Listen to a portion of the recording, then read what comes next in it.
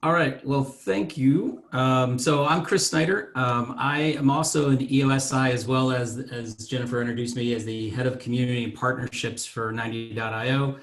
My quick story is started doing the EOSI work, been a serial entrepreneur for the last 25 years, 5 different companies.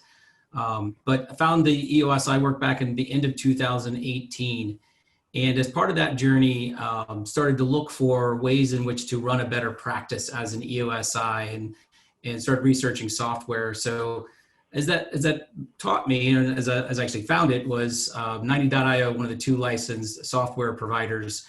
And so for those of you that are not familiar with 90.io, I just want to do a real fast commercial, then I'm going to get into our topic of communities and tribes, because I think it's relevant to why we so passionately believe in this topic. Our core focus is to help small, medium-sized enterprises become extraordinarily productive, humane, and resilient. And that's our core focus, purpose, cause, passion, if you will. And then obviously our niche is to help on the actualization for individuals and companies. And so what you'll find is when we say that as part of our core focus, it's really throughout all the tools that we actually are building and creating inside of our platform itself. And because we believe that the market wants to do this, that people as individuals, teams, organizations want to actually self-actualize. What gets in the way of that is often things like time and complexity and even the unknown. And so in order for us to help get through that barrier, that gap, if you will, our 3 uniques are to be simple, powerful, and helpful. And hopefully what you'll find as you even see some of the software today, we've tried really hard to continue to make those 3 uniques come through in all things that we do. And the tools we build obviously in support of and promotion of the 6 key components of EOS. And I love the way Jennifer was, commenting that we're all in this connected community together, that we're supporting the traction, their kind of lift approach to it, because that is our overall community. So our portion of supporting this larger community for EOS related companies is on the software side of things. And we look at each one of these 6 key components and try to continue to bring even better versions of our tools all the time. So those of you that are familiar with us, you've probably seen that we continually, almost monthly, roll out new features and functions, and that's all by your feedback. So we love being part of communities like this because you help give us feedback on the things that we can do to improve our ability to help serve you and your journey from an EOS perspective. So that leads us into this component of why do we think about communities and tribes on an ongoing basis at 90.io. And for us, as we go through it, we believe that the purpose of life is to make life better. And the way we do that, as expressed in our core focus, is all through self-actualization. And if we start to think about that in the sense of what's possible, we know that it's impossible to actually self-actualize without having groups of people that we trust, right? And so when we start to think about that, we know that we are not just social creatures, but we're actually tribal in our nature. And before technology was even around, right, we can see people in their tribal ways, whether you think about tribes or communities, it might be your church, it might be your local geography, the school systems, all those types of things. We just naturally gravitate to being around other people of shared common values and interests. So for us, it actually goes really deep. And we believe that tribes stand for something and they have the power to make change and even create a movement. And I think you folks in this integrator community just completely exemplify that, right? And coming together and knowing that while you're part of lots of different companies, you have a common purpose that you're standing for and that you're actually creating a movement. And Jennifer was doing a great job of kind of sharing some of those things that you've come together to create and to move on. And at 90, our core values actually, not by mistake, right, actually form tribe. So it's team, resilient, inquisitive, best, and extra mile for us. So it's literally in all things that we do, even when we talk internally about how we're serving each other, how we're serving our customers, and then why we do things like being here today and being a sponsor of the integrator community is because we want to see these things come forward. So what do healthy tribes actually do? Well, obviously we have shared values. We have shared interests, we have complementary goals, we have complementary talents, and we have shared norms. And so sometimes we don't early in when we're gathering as tribes, we don't even know that we're becoming a tribe. But then at some point it clicks, right? And my guess is that this probably came together similar, Jennifer. Over time, you started off with an idea and a concept and a passion, and before you knew it, all these things started to come together, and it's become bigger than you ever thought it would be. And that's when you know you're onto something special, right? When there is a need that needs to get served, and we start to self-organize even, and then we add structure to it, and then we can become a really powerful tribe and even a community itself. So what do we think about at 90 as our role, right? We believe that most organizations need one operating system. And for us, and hopefully for you, that's EOS. We believe that all leaders inside these organizations need good one-on-one coaching. Our role is that at 90 is not to be the coach. There's plenty of great coaches out there. Ours is to help give good tools to do that. Everything from being a good coach using the quarterly conversations tool to the same page meeting tools. But we're trying to provide tools for that one-on-one coaching. And finally, we think peer groups are necessary for people to self-actualize. You're a great example of a peer group. There's visionary peer groups out there like EO, YPO. But obviously, as we identify these peer groups, we want to make sure that there's something that we can do to help have people have stronger, tighter connections and come together on a regular basis, that we're fulfilling our opportunity to do that as well. Hence why we're here today, hence why we're trying to use our software. On one of our other beliefs is that the power of data. And so there's lots of things that we do on the data side, and not just capturing it because there's lots of data out there, but it also starting to connect it. So we want to move in that continuum of data from data to information to knowledge and to wisdom. And I think you'll start to see, as hopefully we can be part of your community, is that the data that you're capturing in your IDS sessions, and obviously confidentially in your descriptions and dialogues, but at the root, the data will actually start to show you the commonality of experiences that you're all having, and then how can we as a community come together and solve those problems and help each other, right? And so our role in all that, again, as a software provider, is to try to be here for you because we exist because of you. And all that being said, I wanted to take some time. And really, the point is to talk about your thoughts on community as tribes, as this is coming together. And maybe, Jennifer, this is helpful to you as you continue to evolve the community, right? And thinking about what people need to kind of fulfill the mission, the beliefs of this community and the tribe itself. I thought I'd kind of open up for a little bit of Q&A, and happy to talk about things that are 90, but also the things that we're doing to help promote and expand the overall EOS community. I think that'd be great, Kris. It might be helpful if you stop screen share at this point so we can see more faces on the screen together. And any of you who have questions or comments or thoughts about community and tribe, and we'd like to just invite you to come off your mute and chime in.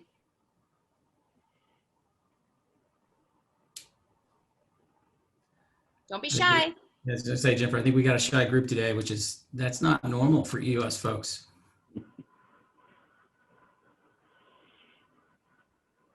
I'll jump in with a good question. I'll go for it. Okay. Okay, I think Linda goes first. Go, Linda. So hi, Linda Bombeck with Home Health Minutes. I just will say that we started using this, and it was something that we were introduced to by our CFO, and I will say that it's something that we live and die by now, and we're actually introducing it to other people in our company, and actually love it. I don't know how we did without it. That's great to know, Linda. And Linda, what are some of the things that you're finding value in as you've experienced it? One is keeping us really on track on our level 10s, but we're really starting to use it now as we go into, in fact, we're bringing in 2 new employees. So I'm going to start using it as the integrator on doing my check-ins with the new employees, number 1. But we're going to start using it now as we do the quarterly conversations, and then also sitting down with them when we're doing, their reviews and that type of thing with these guys as well. So, and then we're starting to do more of the level 10s and kind of breaking it down on different levels with service level 10s, sales level 10s, and so forth. So it's getting the entire company, its head wrapped around it. We just had a company meeting and brought that, showed the, brought the 90 up and really kind of brought everybody into it, because as we know, you've got to repeat this whole thing, you know, more than 7 times. I know you're told 7 times, but I think it's really 14. You know, but again, we're just constantly putting it out there in front of everyone. Yeah, cascading messages, Linda, I find extremely valuable because you can actually have one client that do core value call outs through the year through the cascading messages. And then they go into the archives at the end of the year for their core value awards. And they can see all the folks that they did core value call outs. So it's a really kind of good way to kind of keep that kind of connectivity of what, you know, pulls us together inside of our companies, and using something like cascading messages as well. Mr. Beecher? No, that's interesting thought. I never thought of that one either. So no, that's a great idea. Thank you. Thank you. Matt? Hey, Kris, I'm an EOSI, but I have a lot of clients who use 90, and we don't see as many using this tool to build as much tribe around cascading messages, or particularly the ability that you might have to see different cascading connecting rocks and priorities. Can you just talk to us about successful clients who have used the tool to build tribe, particularly through just visibility, not just the tactical L10 support, but more of the visibility and cascade of and alignment of goals? Yeah, no, Matt, that's a great question. And so here's some of the things that we had historically, and then some of the things that are literally been coming out through beta groups. So first off, when you want to start to think about, and I know we're going to go a little bit non-pure EOS here for a minute, because milestones inside of rocks, if for those of you that know, aren't really a kind of a pure EOS thing, right? But the software actually has those milestones, right? And so we start to think about, if I've got a milestone inside of a company rock as an example, that might actually be showing up in a department level as well, right? And so what we want to start to actually be able to do is to think about the whole kind of rock, sometimes people call the rock piles, right? I've got my company rocks, I've got individual rocks, then I've got department rocks too. And I can actually find viewpoints into all of this, right? So one of the things that we've done is we've got our sister company called Tools Hub has introduced a product that's free to all 90 companies called Dash. And Dash is actually a business intelligence engine that connects into all data inside of 90. And Matt, so you can actually create a display that can go into any screen that you've got that pulls the data and can then promote things, you know, that you want to see in your rituals and artifacts, like a VTO, but also all that data, the performance data, the connectivity of those rocks, all through Dash, which is pretty powerful in its visualization of the information inside as well. So when we're actually in this world together of work from anywhere, and we're trying to figure out how to be together remotely even stronger, and that comes up a lot on the issues of my customers, is how are we going to help this remote culture continue? Dash is a great tool set to actually be able to visualize all that activity and connectivity inside the things that our people are doing, including performance by department, performance by individuals as well. Does that help, Matt? Yeah, thank you, Kris. Deb, you had a question? Yes, I love 90. It's really such a useful tool, especially virtually. It's really helping. A lot of my clients use 90. Can you tell me what a typical configuration is in terms of people that are using it? You know, is everyone having access typically? Or is one person being, like in a typical L10 manual meeting, the scribe and in putting things into the system? How is it done in a typical way, or is there no typical way? Well, I think there's typical because of also a technology limitation, Deborah, that we've had historically that will change here in January. So the way the system has been set up historically was to kind of control who was putting in at one point in time. And so you mostly have a scribe kind of like running the system itself. And if you're remote, obviously, as like most of us are right now, then people are kind of talking to that person as they're building. So we've got we added a feature to the platform coming out here in January that will allow everyone to kind of jump in and also create issues, modify things all at one time. So that should hopefully help in our remote world, because originally when we built it 4 years ago, most people weren't remote, right? It was just somebody in a room running it. And so the contemplation for how that wasn't really needed. And then obviously with our pandemic created some inspiration. So we've been making those modifications, but that'll be out here in January. When did you say? Sorry. January, right, Michelle? January. Yeah. We're excited about that too. And for those of Fantastic. you who want to go a little deeper with 90, I know that the 90 team would be happy to give you a close look at the solution or help you understand how it might apply to the way your business is configured. I'm hearing a phone ringing. I don't think it's me, so sorry about that. I wanted to just share, because some of you have been with us since the beginning of this community, the birth of this community, now almost 9 months ago. And some of you are newcomers and you might not know our origin story. And so in the spirit of like the connective tissue of our community, I want to share and ask some more related questions, if I can take the mic a little bit here. But when we first had the idea to bring integrators together, initially my focus was in the region I live in, which is Minneapolis. It's a very rich EOS ecosystem, and as a visionary of an EOS powered business, I wanted to know other EOS leaders.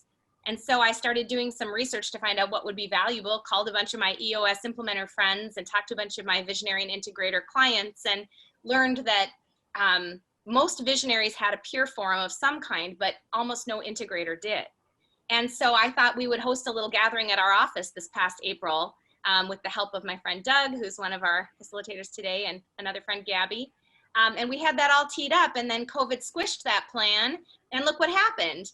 We went virtual and a little bit viral, and now you are all here, part of this connected community, and all the volunteers and sponsors and partners that lift this community up and make it possible. So I would just love to hear from our integrator participants, how is this community and this growing tribe, like how has it either brought some value to you, or how could it? You know, what are some ideas that you have?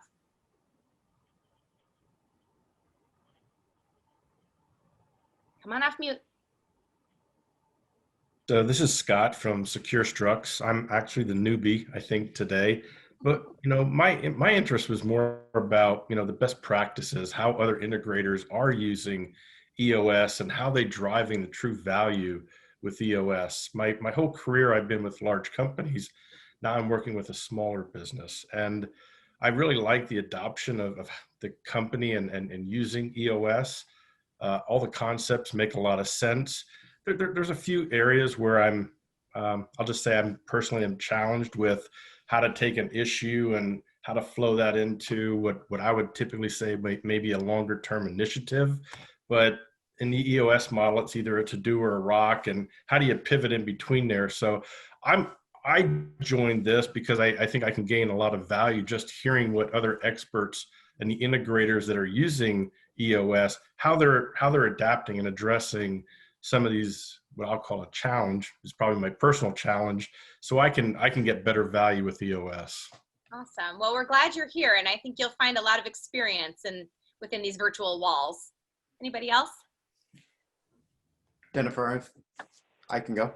I just wanted to thank the community because I don't know how I learned about it. I think an implementer that we brought in for an annual planning helped introduce the community. And one of the first events that I attended, the collaborative we solved a major challenge inside my organization. We self-implemented about 3 years ago, which actually led to separation of the co-founders partnership. And there was so much interpretation that we had internally about, are we doing EOS correctly, right? So we all differed in our opinion. And so kind of as the integrator, I came in and said, I'm going to bring it to the community. I'm going to bring the IDS. And so we really squashed a lot of internal gripes by just saying, hey, how are you all doing this? And what's the right way? And it made my leadership team stronger. And so you have me as part of the community. Wow. Also seeing like the tools and tricks that everybody use is really helpful.